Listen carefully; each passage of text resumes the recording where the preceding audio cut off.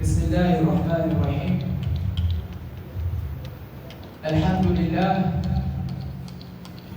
الحمد لله العزيز المنان الكريم الإحسان الرحيم الرحمن الذي علم القرآن خلق الإنسان وعلمه البيان، والصلاة والسلام على المبعوث رحمة للأنام سيدنا محمد وعلى آله وصحبه البررة الكرام، أما بعد. اللهم فصل وسلم على سيدنا محمد صلاة تغفر بها ذنوبنا. اللهم فصل وسلم على سيدنا محمد صلاة تستر بها عيوبنا. اللهم فصل وسلم على سيدنا محمد صلاة تصلح بها أحوالنا. يقول الله سبحانه وتعالى في محكم تنزيله بعد أعوذ بالله من الشيطان الرجيم: بسم الله الرحمن الرحيم. إن أريد إلا الإصلاح ما استطعت وما توفيقي إلا بالله عليه توكلت وإليه أنيب. معاشر المسلمين، أوصيكم ونفسي أولا بتقوى الله تعالى وطاعته. Baada ya kumhimidi Mola Subhanahu wa Ta'ala na kumtakia rehema na amani kipenzi chake na bwana wetu Muhammad sallallahu alayhi wasallam, hatuna budi kurudisha shukrani tena kwa Mola Subhanahu wa Ta'ala kutuwafikia kukutana tena katika masiku haya matukufu, tukitambua leo kuwa ni juma la pili katika mwaka mpya wa Kiislamu ndani ya mwezi wa mfungo 4, mwezi mtukufu, mwezi wa Muharram, tukiwa leo kulingana na mwandamo wa mwezi wa Afrika Mashariki, leo ni tarehe 10 Muharram, na siku kama hii katika tarehe za Kiislamu inaitwa Yaumu Ashura. Na hii ni jambo la kusikitisha, sisi Waislamu hatutukuzi nembo zetu. Lau tukasikia leo ni Madaraka Day, utaona wazee wako busy sana, wasikiza habari, wataka kumsikia rais azungumza nini. Leo wakisikia ni Mashujaa Day, wakisikia ni Labour Day, wafanyikazi wako tayari wako hudhuru, wataka kusikia serikali imetupangia nini katika masala ya mfungo wetu. Na vile vile sisi Waislamu lazima tukumbushane katika haya masiku yetu. Mwenyezi Mungu Subhanahu wa Ta'ala atuambia, wadhakiruhum bi ayyamillah, wakumbusheni kwa hizi siku za Mola Subhanahu wa Ta'ala. Kwa hivyo leo Waislamu, leo ni na sisi upande wetu tunasema leo ni Ashura Day, na hii siku kama hii kwa minasaba ya kitarehe kwa ufupi, ingawa si maudhui yangu, hii ni siku ambayo kwamba Mola Subhanahu wa Ta'ala alimuokoa Nabii Allah Musa kutokamana na Firaun la'natullahi alayhi. Ndio ikawa watu watabaruku na huku kuokolewa kwa Nabii Allah Musa, na sisi Mola Subhanahu wa Ta'ala atuokoe katika majanga ndani ya maisha yetu. Vile vile kitarehe leo ni tarehe ya kuuliwa maktali Imam Hussein. Vile vile kuna watu wahuzunika kwa kuuliwa al-Imam Hussein. Kwa hivyo itakuwa ni makosa ukimwona mtu akejeli mwenye kutabaruku kwa kuokolewa kwa Nabii Allah Musa. Vile vile itakuwa ni makosa ukimwona mtu akejeli kwa kuhuzunika kwa kuuliwa al-Imam Hussein. Haya yote yamethubutu katika tarehe, na ni yetu zote usawa zaidi tusherehekee, tutabaruku na hukumu kuokolewa kwa Nabii Allah Musa, vile vile tuhuzunike kwa maktali ya Imam al-Hussein. Sijakusudia katika maudhui yangu ya leo isipokuwa ni kutengeneza kwa kadiri ya uwezo wa matawfiki illa billah, ikiwa jambo la kwanza na wahusieni Waislamu pamoja na kuhusia nafsi yangu kwa kumcha Mola Subhanahu wa Ta'ala. Miongoni mwa mambo yanayoumiza moyo na kutia huzuni kubwa katika maisha yetu Tuweza kusema leo wazazi wengi wamepuuzia suala la malezi na suala la kuwafundisha maadili watoto wao. Hii mujtamaa tunaoishi, tuliwahi kusikia kitambo, lao ikatokea mtoto amekosea adabu, jamii tayari ishamtia mikononi na kumlegeza njia. Lakini jambo kama hili likaja likaisha makali, likarudi kwa wanafamilia, tena wanafamilia wa karibu, nikikusudia wajomba na maami, ndio walikuwa na pawa za kumtia adabu huyu mtoto. Lakini jambo kama hili pia likavunjwa makali, ikawa ni mzazi peke yake ndio ana right ya kumfundisha adabu mtoto wake. Lakini maal asafi shadid, wazazi katika jamii yetu walipokosea kucheza dole hili la kuwafundisha adabu na malezi watoto wao, leo utaona watoto wengi wao ndio watia adabu wazazi wao, watoto wengi wao ndio wanawalea wazazi wao, watoto wengi ndio wanafundisha maadili wazazi wao. Mzazi katika hii jamii yetu ya leo yuenda mbio sana kumtafutilia chakula mtoto wake, kumtafutilia mavazi, kumtafutilia malazi, alhasil mahitaji yote ya kimwili mzazi yuenda mbio kumpatia mtoto wake. Lakini suala liko hapa, je, mahitaji ya kiroho tuwapatia watoto wetu? Mahitaji ya kiroho, Imamu na Shafi'i asema katika maneno yake, nuaibu zamanana wal aibu fina, sisi mahodari kuzitia aibu na kuzitia kasoro na kuzikejeli zama zetu, wal aibu fina, fil hali aibu tunayo sisi, wa nahju dha zaman bi ghairi dhanbi, na tumlaumu Mola subhanahu wa ta'ala basi na kosa lolote. Walau nadama zamanu lana lahajana, lau ingekuwa hizi zama zina uwezo wa kuzungumza, hizi zama zingetukejeli sisi. Kwa hivyo jambo kama hili limenisukuma sana katika kujengea maudhui ya leo yenye kusema at-tarbiyatu salihah lil aulad, malezi mema kwa watoto. Ndugu zangu Waislamu, huu mujtamaa ama hizi zama tunazoishi, tunaweza kusema kuwa ni zama zimeenea ndani yake ufisadi, uharibifu na upotofu katika miamala mbalimbali ya mwanadamu. Si miamala ya kimwili, si miamala ya kiroho, si miamala ya kiuchumi, si miamala ya kijamii, hata miamala ya kisaikolojia. Mwanadamu utakapojiweka katika miamala kama hili, usipozingatia mara mbili, utachelea kuingia katika kupotoka na kuwafisadi. Maadui wa Uislamu waenda mbio sana kusoma huu Uislamu na kuangalia kila mbinu ya kupenyesha ufisadi na uharibifu ndani yake. Hizi zama zetu lazima tulichukulie suala kama hili na uzito fulani. Mola subhanahu wa ta'ala ametutanabahisha katika Al-Qur'an Karim, atambia ya ayyuhalladhina amanu qu anfusakum wa ahlikum naran, enyi mlioamini zikingeni nafsi zenu pamoja na kukinga ahli zenu. Na ahli iliyokusudiwa hapa ni wanafamilia wako wa karibu, wewe kama mzazi, wewe kama ami, wewe kama mjomba, wewe kama mwanafamilia. Hii leo umechukua hatua gani kuikinga familia yako kutokamana na moto wa Mola subhanahu wa ta'ala? Kwa hivyo wazazi wawili wamebebeshwa masuhulia makubwa katika kumkuza na katika kumlea mtoto. Mtume sallallahu alayhi wasallam atuelezea katika hadithi yake, ma min mauludin illa yuladu ala alfitra, hakuna kinachozaliwa isipokuwa chazalikana katika umbile la Uislamu. Yani chochote kinachozaliwa Mola subhanahu wa ta'ala ashakisafirisha katika umbile la Uislamu.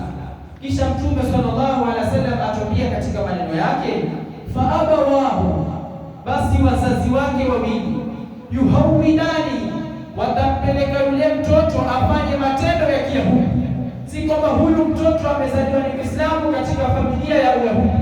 Leo kuna watu wamezaliwa ni Waislamu lakini matendo yao ni ya Kiyahudi, na Mola subhanahu wa ta'ala asatana katika Al-Qur'an Al-Karim, walan tarda anka al-yahudu wala an-nasara hatta tattabi'a millatahum.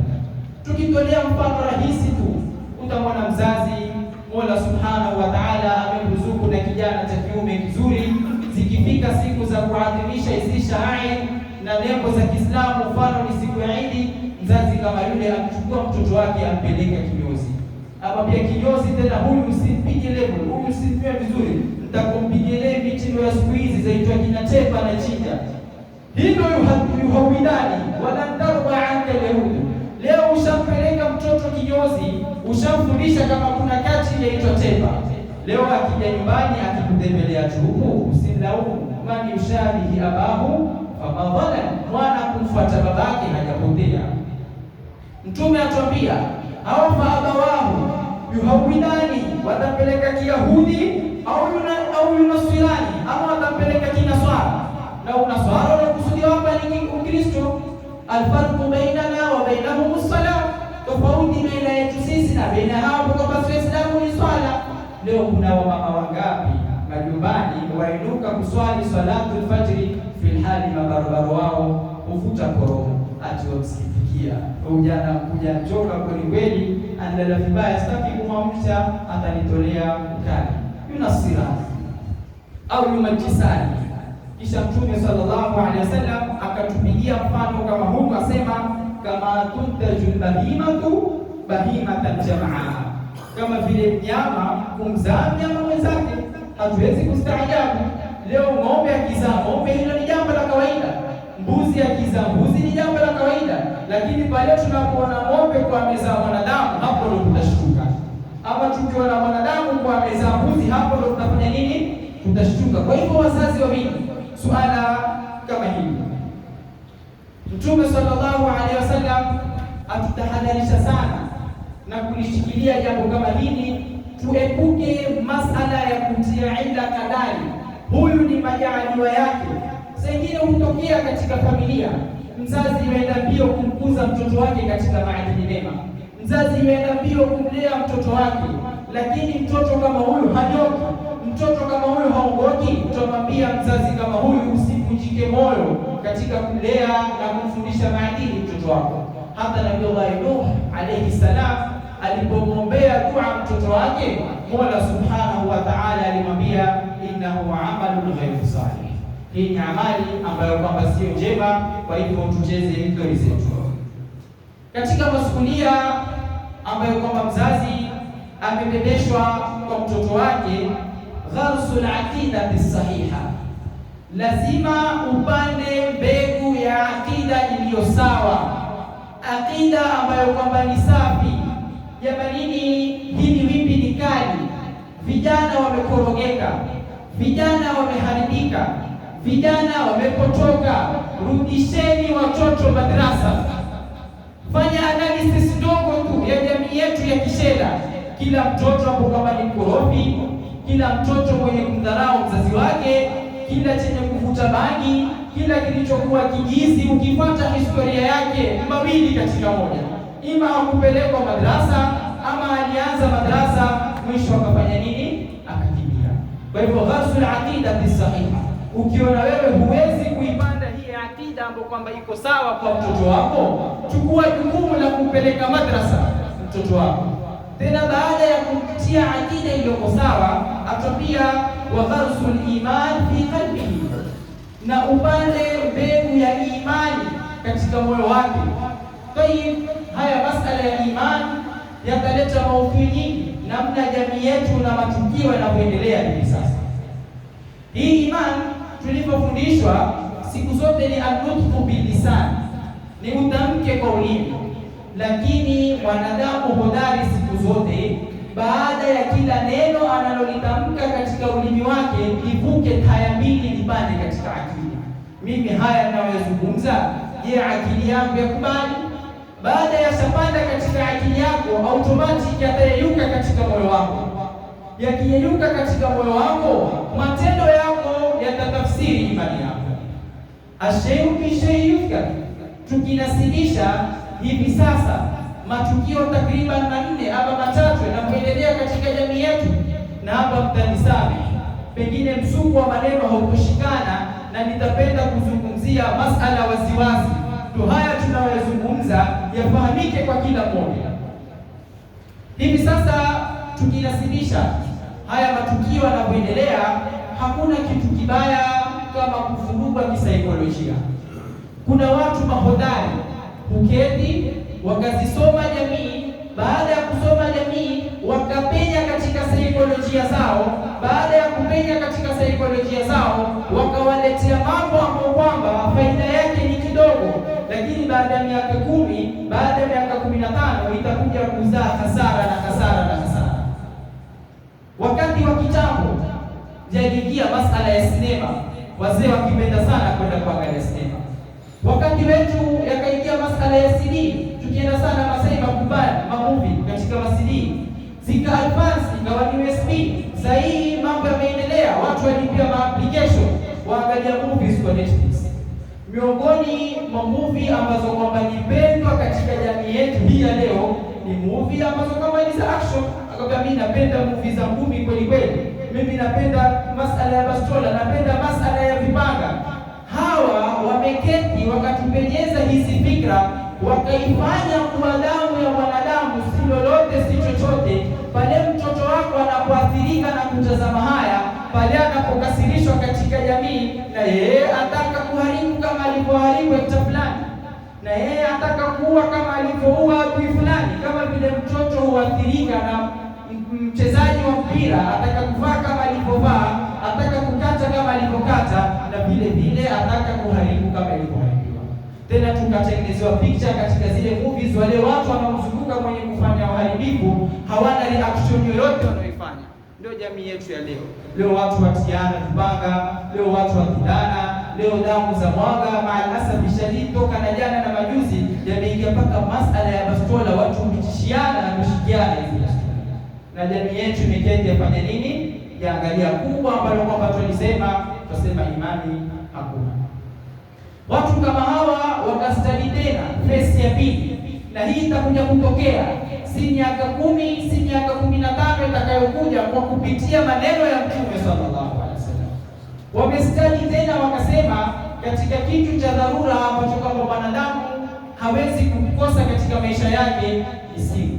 Tena si simu tu, ni simu smartphone. Tena hizi smartphones zina mitandao ya kijamii. Watoto wengi ambao kwamba hawana kazi, hawana baadhi la kufanya, wapenda sana kuscroll, pengine masaa 4, pengine masaa 6, mtu ascroll katika TikTok, mtu ascroll kuangalia videos katika Instagram. Wakasema hapa kuna kitu lazima tukipenyeshe. Baada ya videos 20 ukiscroll, baada ya videos 15 ukiscroll, watapenyesha video moja ambayo kwamba yaonesha mapenzi ya jinsia moja.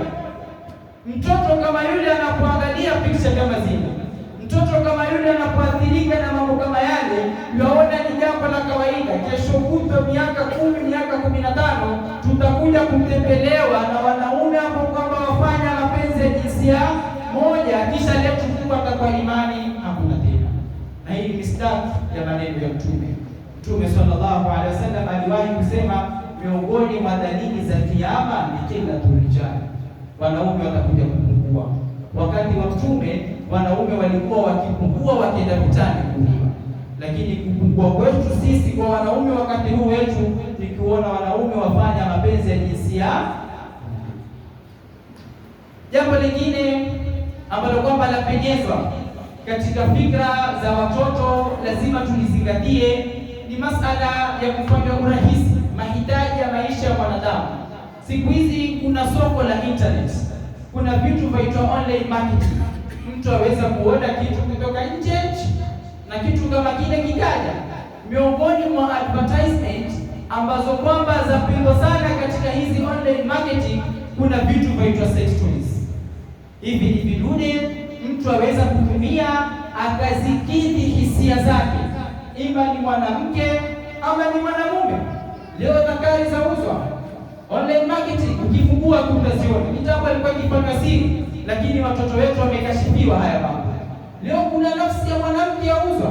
Wewe wampangia barabara wako ndoa, mahali yake ni 300,000, yeye anamke yanunua kwa shilingi 3 kila siku chumbani akifungia, na wewe mzazi uchukui hatua ya kumwangalia mtoto wako yafanya nini. Tukimalizia katika haya masala ya kuvurugwa kisaikolojia, hivi sasa mambo yanayoendelea katika jamii, tunapochafuliwa fikra zetu, ni haya masala ya sehemu za siri kupotea. Siku zote sisi kama jamii tusiketi tukasubiri kuletewa mambo. Hebu fanya mwenyewe ukatafuta uhalisia na uhakika wa hili jambo. Je, ni kweli? Je, ni sawa? Je, yako? Mimi nataka baada ya hii hotuba yangu kila mmoja akatoke atumie mtandao wake angalie kama Nairobi masala kama haya yako. Mtu atoke akasearch kama Voi masala kama haya yako. Wameketi wakastadi jamii za Kipwani baada ya kupenyezwa haya mapenzi ya jinsia moja, baada ya kupenyezwa haya masala ya sex toys, wakaona jamii za Kipwani hakuna jambo analolipenda kama tu. Ngoja tuatilie hii maudhui ya kupotea sehemu za siri. Sisi tukielezewa masala ya kuigiza, tukielezewa masala ya karama, huwa tukakataa automatic.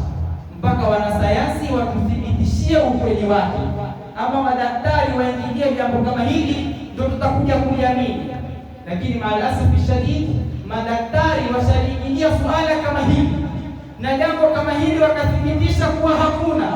Lakini sisi kwa vile saikolojia zetu tunapenda kueneza tu, hatuamini wakwambia haya si mambo ya hospitali. Ikiwa haya si mambo ya hospitali, je, ni mambo ya wapi? Angalia haya mambo yanapochefua mafundisho ya Uislamu. Mtume sallallahu alaihi wasallam katika maneno yake atuambia, inna nuhina tura aurat. Sisi tumekatazwa kuoneshana tupu zetu. Mtu atakwambia hili jambo mimi sijaliamini, hebu mtumie video. Akikutumia ile video, je, wataka kumuona aliathirika ama wataka kukiona kile kilichoathirika? Kwa hiyo wataka kukiona kile kilichoathirika.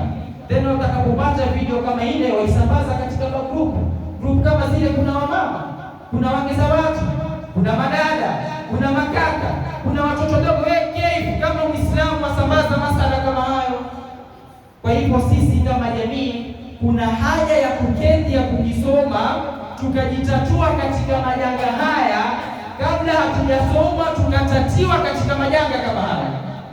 Sisi kama jamii tuna haja ya kuketi tukajisoma, tukajitatua katika majanga kama haya kabla ya kutatiwa katika majanga kama haya.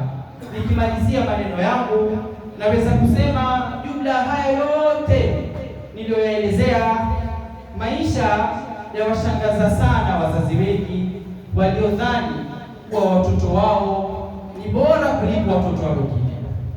Maisha hivi sasa yawashangaza wazazi wengi waliodhani kuwa watoto wao ni bora kuliko watoto wa wengine. Kila mwenye mtoto, ikiwa ni mwema, ikiwa ni mwovu, jilazimishe na dua kama hii: Rabbana hab lana min azwajina wa dhurriyyatina qurrata a'yunin waj'alna lilmuttaqina. Haijalishi mtoto wako ni mwema, haijalishi mtoto wako ni mwovu. Mpaka hapa nitakuwa nimetosheka na maelezo yangu ya kwanza. Inna ashraka nuri al-mudhi wa asdaq al-hadith al-mardi kalamu al-muqtadir al-qawi. فإذا قرأت القرآن فاستعذ بالله من الشيطان الرجيم. أعوذ بالله من الشيطان الرجيم. بسم الله الرحمن الرحيم. والعصر إن الإنسان لفي خسر إلا الذين آمنوا وعملوا الصالحات وتواصوا بالحق وتواصوا بالصبر. بارك الله لي ولكم بالقرآن العظيم وعصمني وإياكم من الشيطان الرجيم. أقول قولي هذا وأستغفر الله العظيم لي ولكم واستعفيه عني وعنكم وعن جميع المسلمين فاستغفروه انه هو الغفور الرحيم وهو البر التواب الكريم.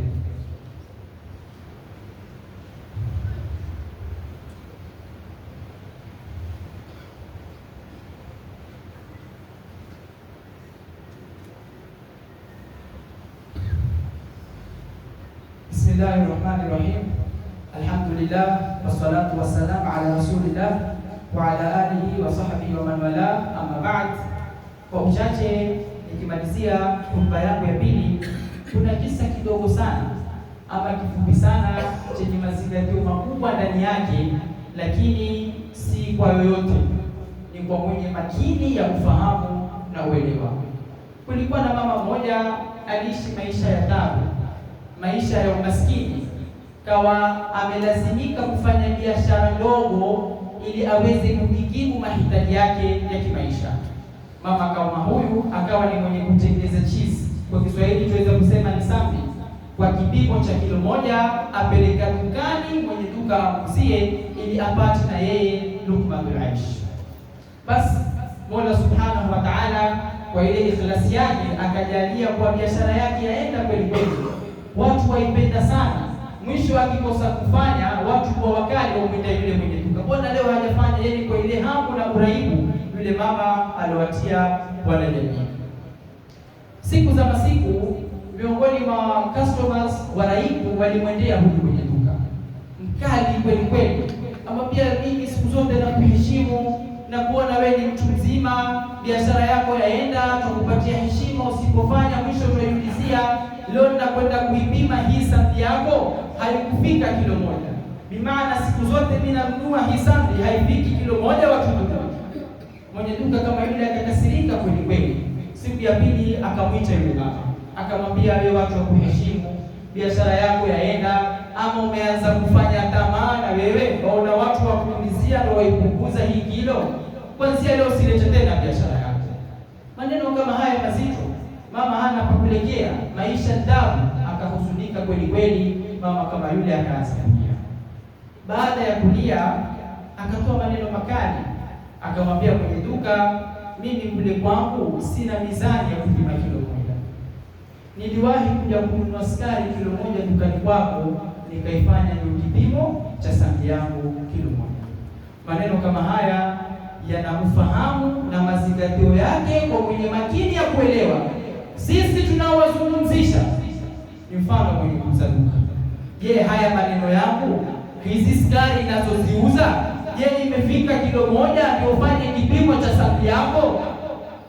Wewe kama mzazi katika kumlea mtoto wako, je, malezi yako yamefika kilo moja ndio mtoto aathirike na malezi yako? Kwa hivyo hii ni dirasa tuko nayo. Kila unachokifanya kitimize, fala tamnun tastakthir. Usitoe kidogo katarajia kingi, bana unataka kingi toa kingi, unataka kidogo toa kidogo. Ibadallah, fattaqullaha ta'ala min sama'i lahu wa fudul al-khabar wantahu amma nahakum anhu wa zajar wa'lamu anna Allaha amarakum bi amrin bada fihi bi nafsihi وثنى بملائكته المسبحة للقدس وثلث بكم أيها المؤمنون من بريء الجنس وإنس فقال في حقه من لم يزل سميعا عليما إن الله وملائكته يصلون على النبي يا أيها الذين آمنوا صلوا عليه وسلموا تسليما وارض اللهم عن صحابة رسول الله أجمعين خصوصا منهم ذي العصر العريق أمير المؤمنين سيدنا أبي بكر الصديق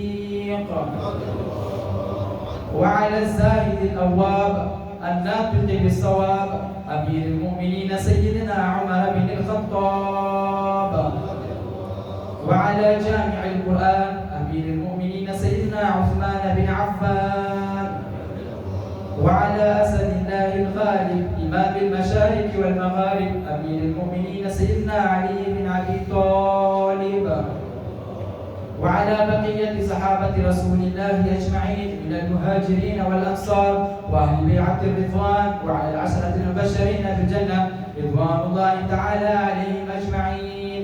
اللهم اغفر للمؤمنين والمؤمنات والمسلمين والمسلمات الأحياء منهم والأموات. ربنا إنك قريب مجيب الدعوات يا قاضي الحاجات ويا كافي المهمات برحمتك يا أرحم الراحمين. اللهم أعز الإسلام والمسلمين وأذل الشرك والمشركين وانصر جيوش المسلمين وإخواننا في فلسطين واجعل اللهم آمنة مطمئنة سائر بلدان المسلمين واكتب اللهم الستر والسلامة والعافية علينا وعلى عبيدك الحجاج والغزاة والمسافرين في برك وبحرك من أمة محمد صلى الله عليه وسلم أجمعين. ربنا آتنا في الدنيا حسنة وفي الآخرة حسنة وقنا عذاب النار. عباد الله، إن الله يأمر بالعدل والإحسان وإيتاء ذي القربى وينهى عن الفحشاء والمنكر والبغي يعظكم لعلكم تذكرون فاذكروا الله يذكركم وادعوه يستجب لكم ولذكر الله أعلى وعلى أجل أكبر وأتم وأهم أكبر أقم الصلاة يرحمكم الله.